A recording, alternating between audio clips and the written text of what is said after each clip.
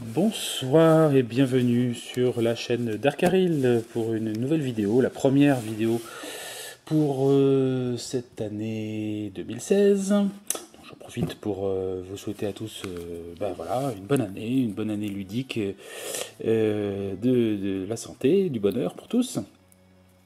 Voilà, ça fait quelque temps que je n'avais pas fait de vidéo. Voilà, je m'en excuse, pas beaucoup de temps à consacrer à ça, malheureusement. Voilà, beaucoup de travail aussi, pas mal de contraintes personnelles, on va dire. Mais voilà, je garde ça en tête, évidemment. Ça continue à être une de mes passions, même si je pourrais moins y consacrer de temps. L'année 2016 risque d'être une année quand même assez ludique, puisque c'est une année où je vais recevoir pas mal de jeux, notamment suite à des achats par financement participatif, type Kickstarter.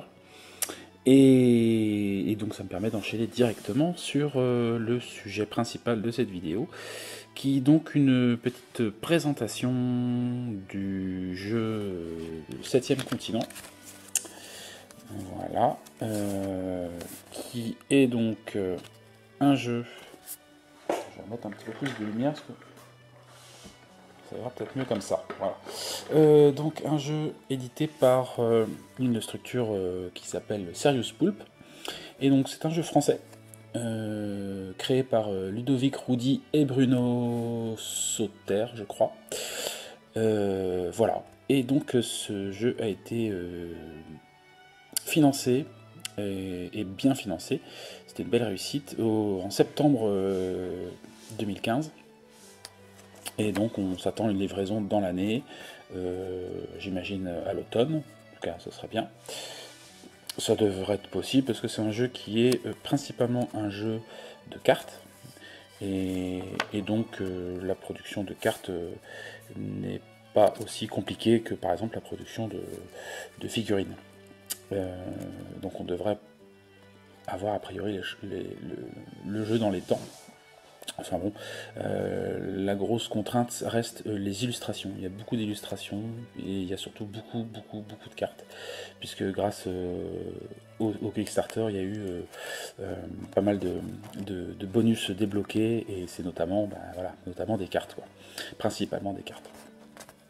Voilà, donc ils ont mis à disposition une version démo du jeu, un print and play comme on dit, et donc un de mes copains a sorti cette version, et donc il me l'a prêté, et du coup je me suis dit, bah, tiens, pourquoi pas en faire profiter les autres, et donc c'est l'occasion de faire une petite présentation et surtout une petite partie de cette démo. Ça vous permettra de voir un peu de quoi il retourne. Alors je vais pas faire une vidéo vraiment détaillée sur les règles, je vais aborder les points principaux avant de commencer, et puis zou, hein, on verra un peu ce que ça donne concrètement. Si vous voulez voir des vidéos plus complètes, je vous conseille de suivre notamment celles qui ont été faites par exemple sur le site de Trick Track TV, où les auteurs sont venus présenter leur jeu. C'était avant le début de la campagne de Kickstarter. Voilà. Donc, en quelques mots, le 7ème continent, c'est un jeu d'aventure, d'exploration et de survie. Donc dans un univers, on va dire, contemporain, c'est-à-dire début du XXe siècle, on va dire, et dans un univers plus ou moins parallèle, puisqu'il est fait mention d'un continent qui n'aurait pas été découvert jusque-là, et qui donc se trouverait au large de l'Antarctique. Et donc cette Terra Incognita a été abordée par une série d'explorateurs venant de tous les pays du monde. Et au retour de cette première expédition, des disparitions ont commencé à avoir lieu, et donc les héros que nous jouons, qui sont donc ces premiers explorateurs, se retrouvent à faire des cauchemars et à se sentir pas bien jusqu'à que eux-mêmes disparaissent. Et le jeu démarre quand les héros se retrouvent à se réveiller au milieu de nulle part, et sont de retour au septième continent.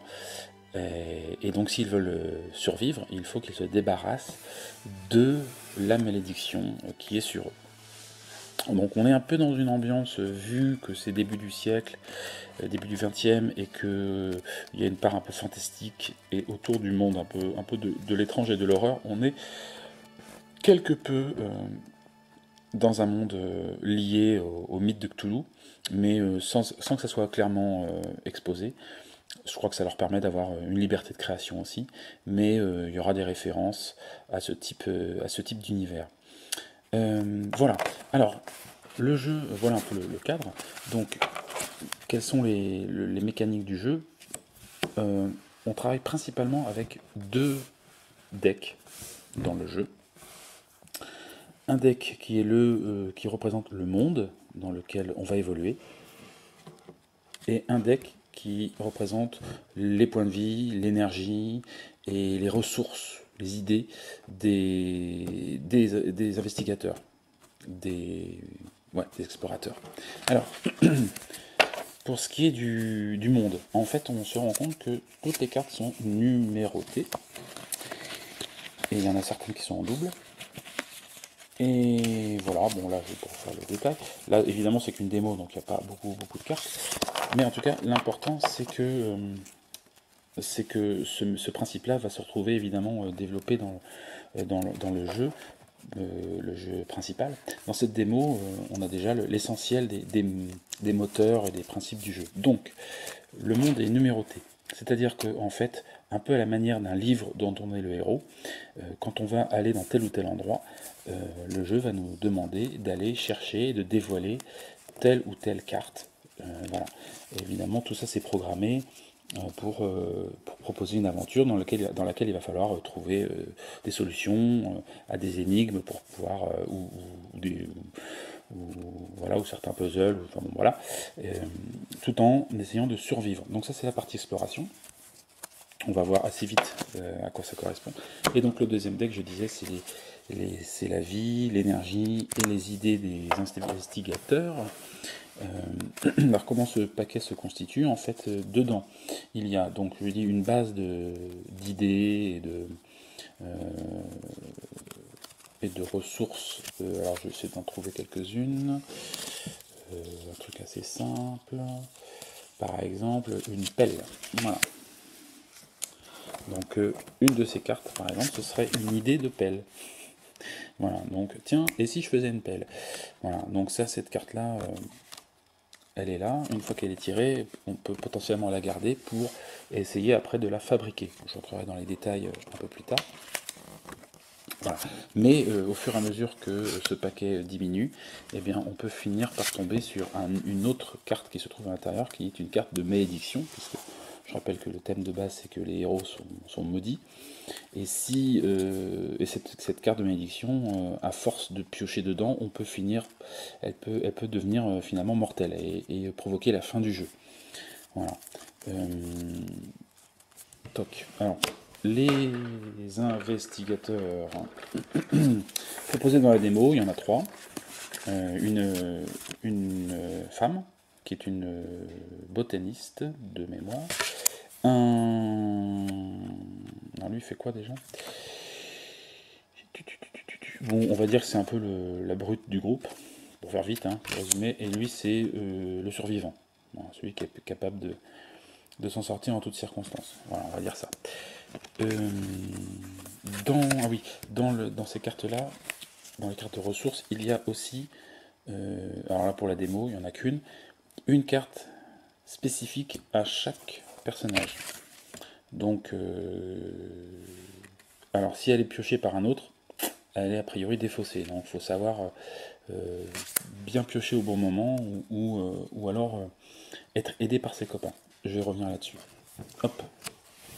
Donc deux types de decks principaux. Alors, il y a d'autres cartes qui servent à d'autres moments, mais enfin bon, c'est moins important. Donc comment ça se passe? Ben, quand on commence, évidemment, on commence par lire la première carte, on la retourne, et on voit tout de suite que c'est un territoire sur lequel vont plutôt évoluer les héros. Alors, après le principe du jeu, comment ça fonctionne? Chaque héros, chaque personnage peut faire des actions. En fait, le jeu va d'action en action, donc action, et après résolution de l'action, et on enchaîne, on enchaîne, on enchaîne. Alors, une action est toujours visualisable sur le plateau, voilà, par une série d'icônes. Là, on voit par exemple qu'il y a deux actions possibles. Alors, on va zoomer un petit peu. Alors, qu'est-ce qu'il y a dans cette action? Donc, on voit d'abord un icône qui est à gauche, là, de panneau indicateur. Donc ça, en fait, bon, évidemment, il va falloir se familiariser avec cette iconographie. En l'occurrence, ça veut dire aller explorer, je crois, ou aller regarder.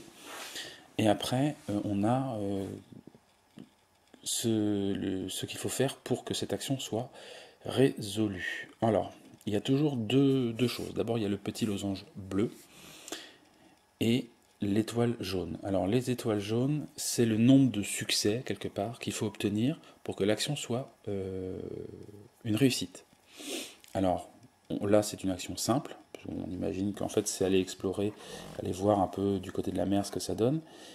C'est pas compliqué, c'est plat, voilà, il faut juste prendre un peu de temps et un petit peu d'énergie pour y aller. Alors, quand je dis un peu d'énergie, pourquoi? Parce que après, le losange bleu, c'est le nombre de cartes qu'il faut piocher au minimum pour réussir l'action. C'est-à-dire que là, si je veux faire cette action-là, c'est marqué 1 plus, il faut que je pioche au moins une carte ici, et sur cette carte-là, il faut que j'ai 0 étoile. Donc, voilà, comme je disais, c'est automatiquement réussi, ça va juste dépenser l'énergie. L'autre action, par exemple, elle est encore différente. C'est marqué, l'œil, ça veut dire que c'est de l'examen. En fait, on voit qu'il y a une croix et une tombe là. Donc, on va examiner cet endroit-là. Donc, voilà. Et on voit qu'il faut 0 carte et 0 étoile. En gros, à partir du moment où on déclare cette action, elle peut très bien ne rien nous coûter et on peut avoir directement le résultat. Alors, c'est toujours marqué 0+, parce qu'on a toujours possibilité de piocher plus de cartes que ce qui est demandé. Alors quel est l'intérêt? En fait, je le disais tout à l'heure, ici c'est notre énergie, mais aussi c'est aussi nos ressources. Si pour une action, par exemple celle-là, je pioche une carte, et bien cette carte-là, si l'action est réussie, j'ai possibilité de la garder et de la mettre dans la main du personnage. Donc si c'est une idée, ça me permettra plus tard, par exemple, de construire un objet, ou alors d'avoir une ressource particulière, d'avoir du courage pour faire telle ou telle action. Enfin, voilà. Si je ne pioche pas de carte, par exemple c'est le cas là, et ben, mon personnage il reste quelque part un peu nul, il a ni idée, ni objet. En gros, il vient juste de se réveiller, il est un petit peu hébété, il se demande où il est, et il a un petit peu du mal à faire marcher son ciboulot, quoi. Donc on a tout intérêt, dans un premier temps, à tirer quelques cartes, mais pas trop, parce que s'il n'y a plus de cartes, on sait qu'au bout d'un moment, on peut en souffrir, et même carrément perdre le jeu. Donc voilà le principe des actions, en gros. Alors une action peut être faite par une personne, mais elle peut aussi être, la personne qui fait l'action peut être aussi épaulée par les autres. Alors ça a deux avantages. Alors évidemment ceux qui vont l'aider vont pouvoir lui apporter des outils ou des idées qu'il possède pour assurer l'action. L'avantage après, c'est qu'une fois qu'on a une récompense, c'est-à-dire qu'on a tiré une ou plusieurs cartes, parmi toutes ces cartes-là, on peut en choisir une et la garder. Mais du coup, ça peut être n'importe qui la garde, n'importe qui a participé à l'action. C'est important notamment pour récupérer dans un premier temps les cartes spécifiques aux héros. Si par exemple, Killan pioche une carte et que c'est une carte qui est réservée à Ferdinand, et ben si elle est toute seule à faire l'action et que elle pioche cette carte là, elle va être obligée de la défausser. S'ils sont tous les deux à céder, ou si par exemple Ferdinand aide Kylian, et ben, la carte de récompense de Ferdinand, lui va pouvoir la prendre, ça n'a pas perdu. Donc voilà, c'est intéressant de pouvoir s'aider aussi. D'un autre côté, ben, si l'action ne se passe pas, des fois il peut y avoir des conséquences néfastes, et ben, dans ces cas-là, tout le monde va être allongé à la même enseigne à ce niveau-là. Donc voilà, ça c'est vraiment le cœur du jeu. Les actions. Les actions, donc c'est une action par une action par une action. Après, qui fait l'action? Il n'y a pas d'ordre prédéfini dans le jeu. On est libre. Quelqu'un peut faire une action, puis refaire une autre, et puis une autre parce qu'il a besoin de ça pour aller jusqu'au bout de ce qu'il veut faire. Ou alors on passe à quelqu'un d'autre, etc., etc. Voilà, voilà, voilà, voilà. Alors, je sais plus si c'est un appel. Excusez-moi. Je reviens juste du coup sur l'idée. Et du coup, je vais un peu plus loin dans le principe d'action. Les actions, elles sont proposées par le terrain, mais elles peuvent être aussi proposées par notre main. Donc là, on imagine qu'on a pioché ça comme une idée. On a l'idée de faire une pelle. Pour réaliser cette idée et la concrétiser, on a l'action construction. C'est l'action avec la petite clé plate là.